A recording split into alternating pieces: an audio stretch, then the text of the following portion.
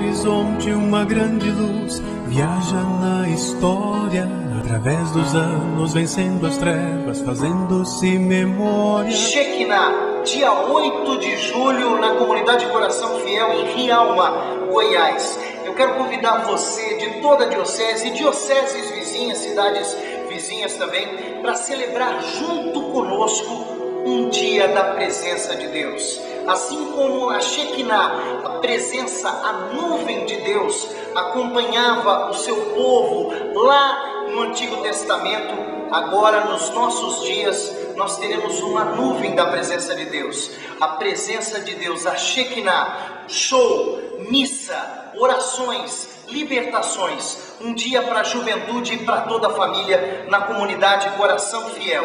Eu quero convidar você para celebrar junto comigo esse dia que vai marcar a sua história. Shekinah, dia 8 de julho, em Rialma, Goiás. Jesus,